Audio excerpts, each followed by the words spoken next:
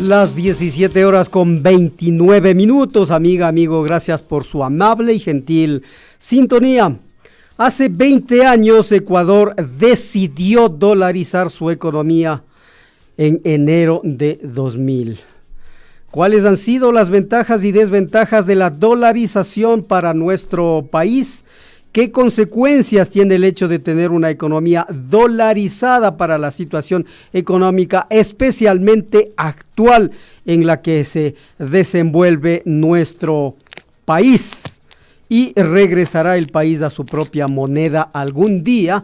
Son algunas de las interrogantes que nos hacemos los ecuatorianos, nos hacemos los comunicadores sociales, la gente de a pie. Y son exactamente esas mismas interrogantes que le solicitamos al economista Gonzalo Paredes, docente de la Universidad Católica de Guayaquil, que nos desvele, porque los ecuatorianos queremos conocer especialmente cuáles han sido los beneficios que ha traído la dolarización a 20 años de haberse implementado en nuestro país, casi a la fuerza por las condiciones económicas en las que en ese momento se desenvolvía. Economista Paredes, bienvenido, muy buenas tardes, están ya hechas las preguntas. Adelante. ¿Economista? ¿Me escucha, economista?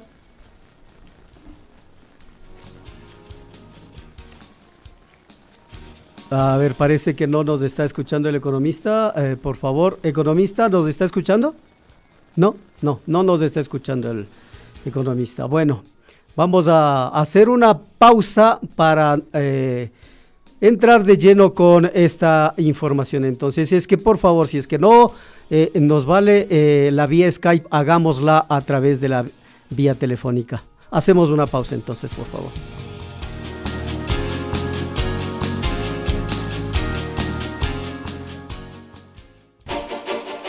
Esperamos que este año 2020 les traiga muchas alegrías y nuevos sueños. Pichincha Universal.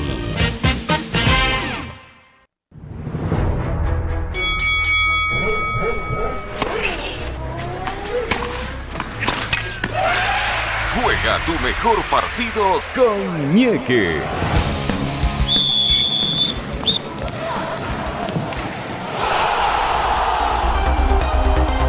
Porque aquí nos encantan todos los deportes. De lunes a viernes desde las 13 horas. Con Ñeque.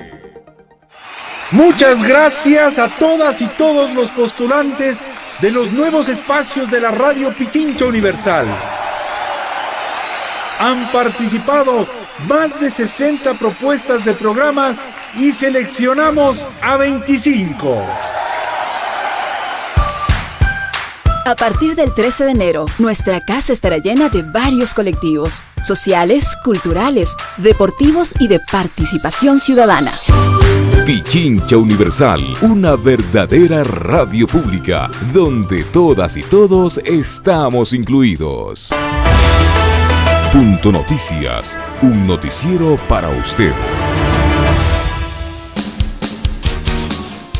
Las 17 horas con 33 minutos. Mil perdones por esta falla técnica que hemos tenido. Vamos a ver si es que el economista Gonzalo Paredes ya nos está escuchando. Economista, muy buenas tardes. Escucho.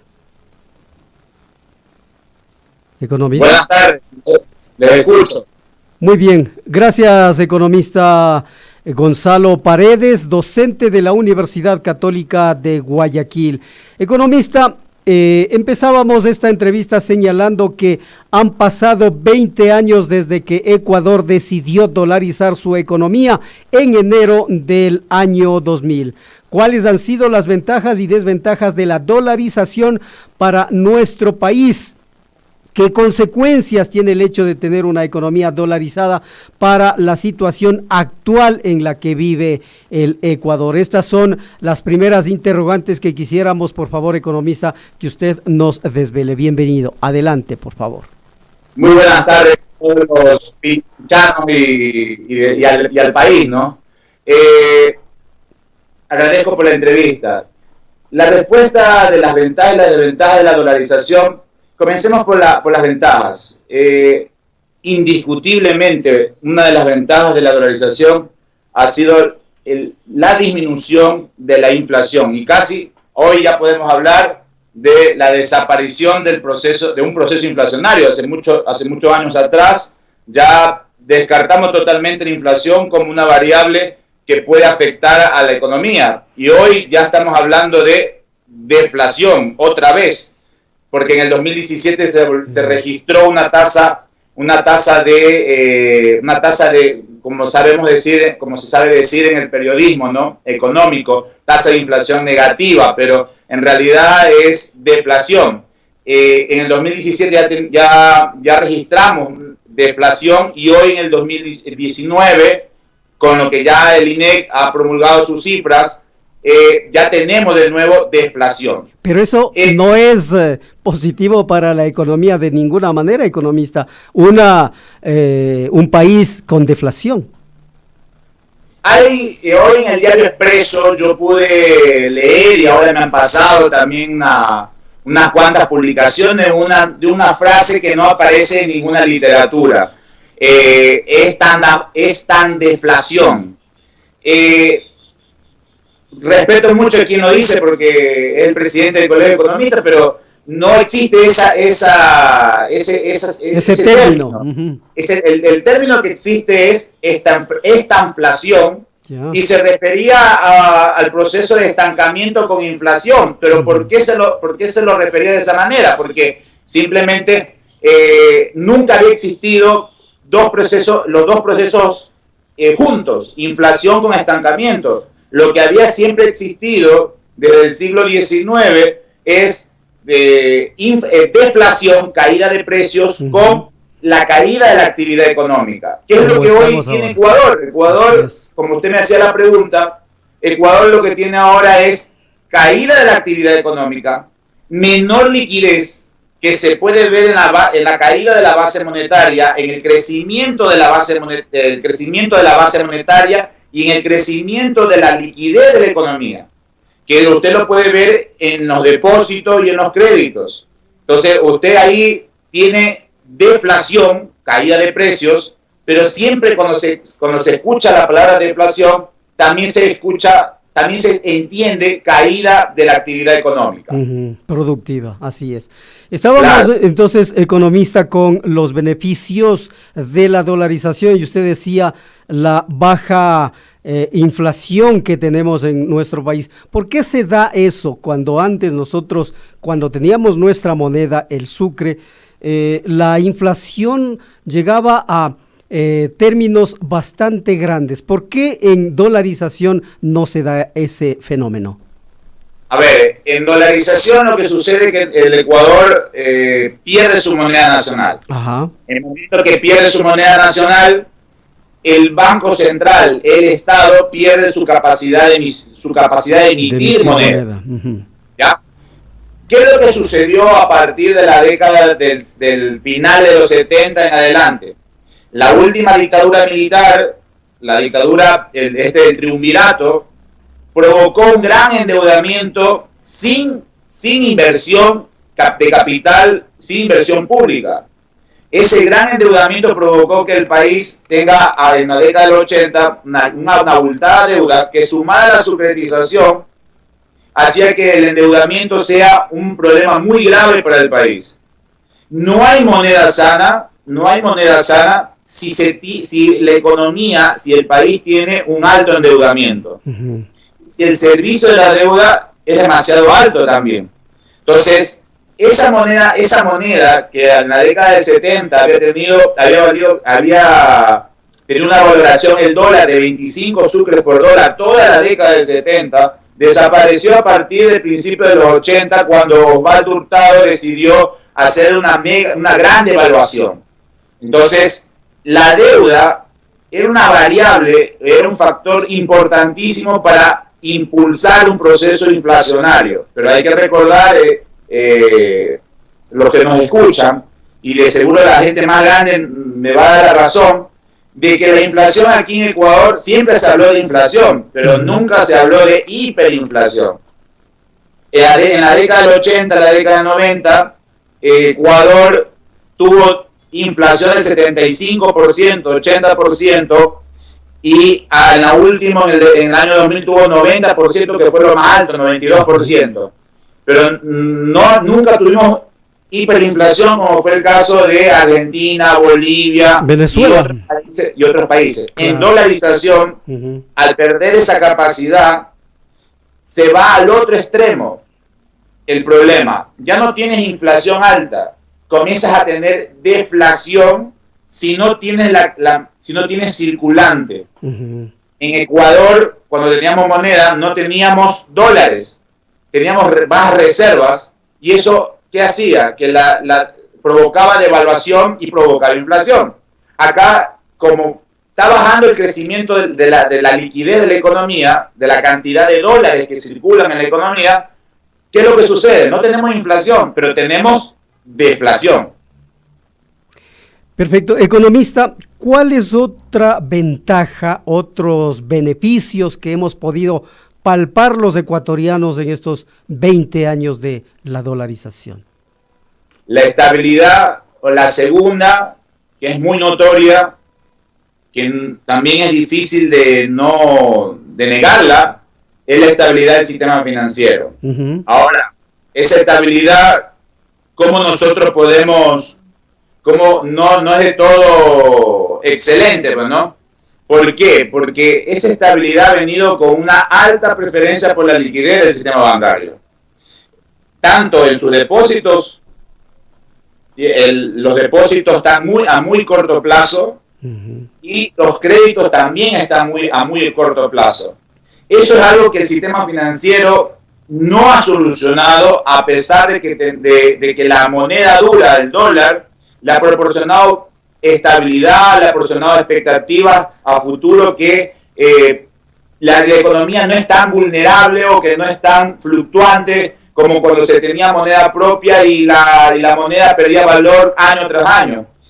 En cambio, el sistema financiero, que ha sido muy estable, ¿estable en qué sentido? Alta liquidez, solvencia, es rentable, pero a pesar de ese proceso, no ha podido solucionar algo que es estructural, que es muy cortoplacista, muy de preferente por la liquidez, y eso afecta a la productividad de la economía. Se habla también acerca de algún perjuicio que podría presentarse en una economía dolarizada como la nuestra, cuando los bancos privados, el sector financiero, entrega créditos a muy altos intereses en dolarización. Esto perjudica, economista, por supuesto, al país. A ver, yo justamente hoy en la mañana, acá leí un Twitter del ex candidato a la presidencia de Colombia. Este ex candidato se quedaba y decía: tenemos inflación de 4%, 3%, y tenemos tasas de interés por encima del 12%, 13, 14%. Esto es usurero, decía el expresidente, ex candidato a la presidencia de Colombia. Yo, viendo la realidad ecuatoriana, nosotros no tenemos inflación.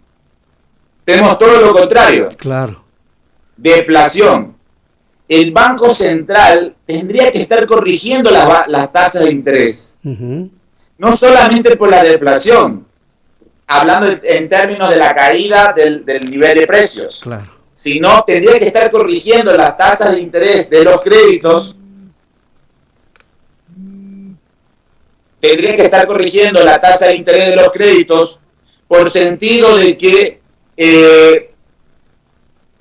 la crisis que está sosteniendo el país últimamente, que tiene problemas de expandir el crecimiento de la economía, expandir la economía, expandir la producción. Entonces, ¿el Banco Central qué tendría que estar haciendo? El Banco Central tendría que estar haciendo una disminución de la tasa de interés, porque el Banco Central controla la tasa de interés, disminución de la tasa de interés porque hay deflación, porque los bancos están ganando demasiado, no solamente en términos cuantitativos, en términos monetarios, nominales, sino también en términos reales, pero también tendrían que estar disminuyendo la tasa de interés de los créditos productivos para poder impulsar el crecimiento de la economía y orientando también el crédito, porque la banca, desde el 2016, el momento que se recupera de la crisis económica, 2017, 2018, el crédito que más ha aumentado es el crédito de consumo. Y eso es perjudicial para el sistema productivo porque se ve rezagado y en otro sentido porque afecta a la balanza comercial. No reactiva la economía del país. Economista, entonces, esta sería el control que debe ejercer el Banco Central del Ecuador sobre las tasas de interés en el sistema financiero. Esa debería ser una facultad que se imponga en estas reformas que se quieren hacer para dar independencia al Banco Central del Ecuador, porque como usted dice, actualmente las autoridades del Banco Central no hacen absolutamente nada para corregir este error. Yo no sé si, hablar de independencia del Banco Central, a diferencia de algunos economistas amigos que no creen en la independencia, yo creo un poco en la independencia del Banco Central, pero bien concebida, pues, ¿no? Independiente de la banca privada. Y del gobierno. Claro, independiente de la banca privada, que no se muestre ese fenómeno que se habla mucho en la literatura que se llama la puerta giratoria. Un día soy gerente, soy el presidente del Banco X y mañana soy el presidente del Banco Central. Eso es puerta giratoria. Y viceversa, ¿no? Salgo del Banco Central y voy a ser el presidente del Banco X, ¿no? Entonces, una independencia bien concebida, pero va más allá, estimados oyentes. El problema principal es que se abandonó un Plan Nacional de Desarrollo. Cuando se abandona el Plan Nacional de Desarrollo, ya no hay ni objetivo, ni política, ni meta que cumplir, porque el último plan que hay no es una literatura, no es un conjunto de metas a conseguir, es literatura, es retórica, no es un plan nacional de desarrollo como el que se estableció en los últimos 10 años antes del 2017. Por lo tanto, el Banco Central del Ecuador tendría que estar generando políticas, tendría que estar conversando con la superintendencia de bancos, tendría que estar conversando con el Ministerio de Finanzas y conversando con los bancos de qué es lo mejor para el país, precautelando a la vez que no aumente el riesgo de crédito, que no aumente el riesgo de liquidez del sistema bancario, pero también observando que la economía necesita crecer. Pero como el Banco Central hoy no tiene ese objetivo, obviamente el problema es que deja al sistema bancario a su libre albedrío, ¿no? Y lamentablemente ellos se manejan así, el libre mercado, que es lo que siempre han pregonado y que es lo que siempre han querido. Volviendo a la dolarización, economista, hay algunos colegas suyos que señalan que todas las medidas, todas las acciones emprendidas por el gobierno de Lenín Moreno, incluso con el convenio con el Fondo Monetario Internacional, podrían dar pie a que la dolarización se resienta e incluso el país podría salir de ese sistema dolarizado, porque los dólares van a salir del país porque no va a haber un control sobre ello. A ver, siempre se trata de formar cucos, como dicen a veces en el argot popular, ¿no? Pero no es falta de memoria. El Ecuador del 2007 en adelante estuvo sin el Fondo Monetario Internacional y soportó 2 crisis financieras internacionales. Dos restricciones, como decimos los supereconomistas, 2 restricciones externas, 2 crisis financieras internacionales muy fuertes. No fueron cualquier cosa. Y fuimos uno de los primeros países en el 2009 de salir de la crisis. no se necesita del Fondo Monetario Internacional. Yo lo he dicho varias veces en conversaciones, lo he dicho en algunas exposiciones, yo lo he dicho, el gobierno central necesita romper el acuerdo con el Fondo Monetario Internacional. Es el acuerdo del Fondo Monetario Internacional y su ministro de Economía el que lo lleva a que esta economía tenga una tasa de crecimiento cercana a cero y que tengamos deflación de paso. Entonces, y manejar la economía de otra forma, impulsando, hemos hablado de la banca, es una medida de política económica a través de generando una política bancaria del Estado, siempre y cuando precautelando el riesgo de crédito y el riesgo de liquidez, obviamente, precautelando siempre porque el sistema bancario es muy sensible, depositante, puede generar algún tipo de opinión, los propios banqueros, gente maliciosa, pero hay que manejarlo correctamente.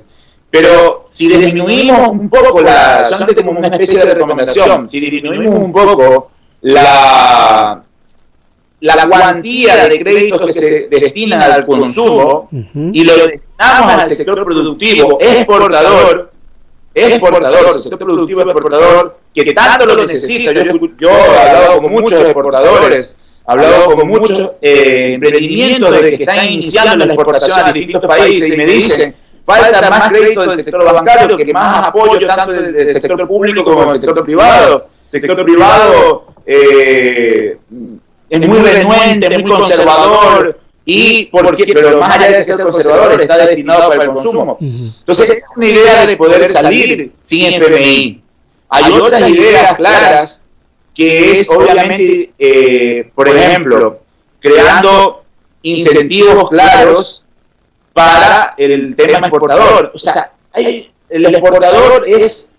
sector exportador es el principal fuente de crecimiento de esta economía, tendría que ser así.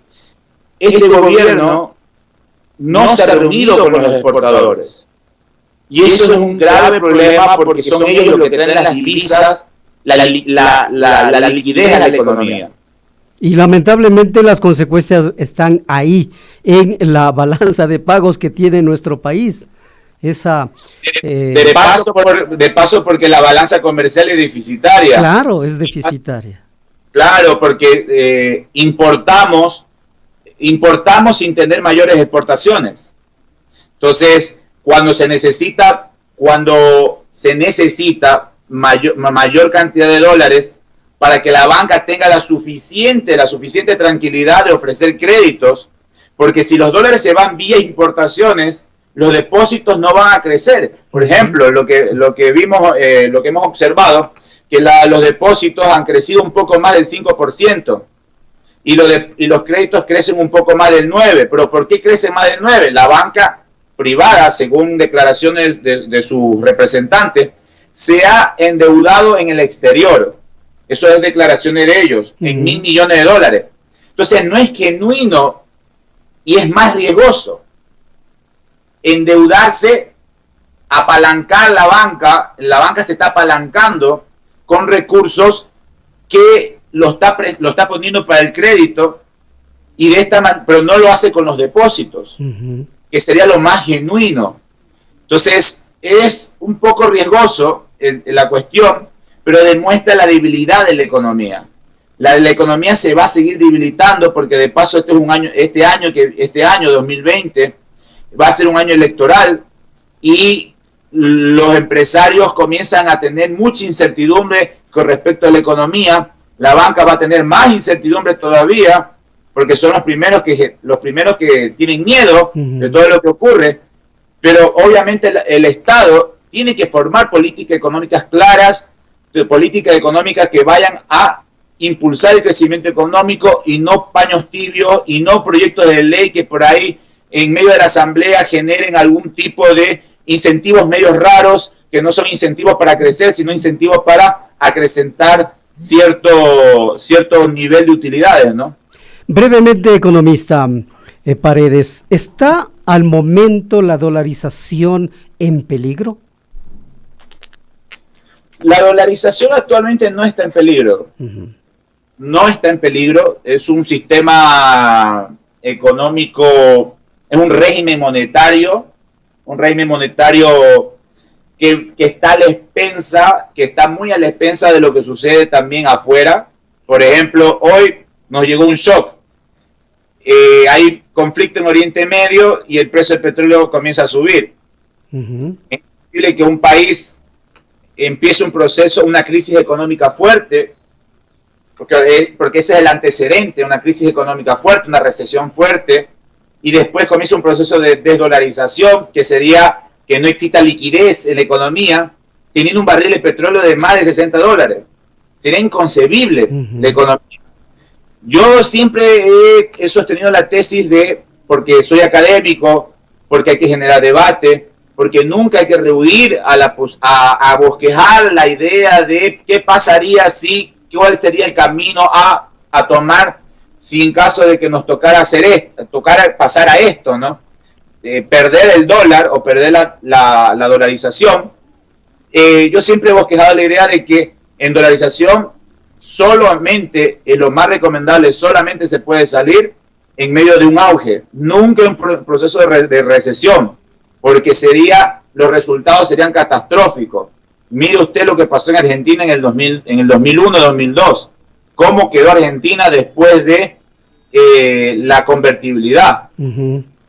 La recesión fue tan fuerte, provocada por un Fondo Monetario Internacional que estaba dentro de la Argentina de toda la década, y la recesión fue tan fuerte, destruyó todo el tejido social y productivo, trepó la pobreza al 70% de la población, entre pobres e indigencia, 70% de la población, y eso solamente lo provoca medidas económicas equivocadas, políticas económicas equivocadas. Entonces hay que tener mucho cuidado.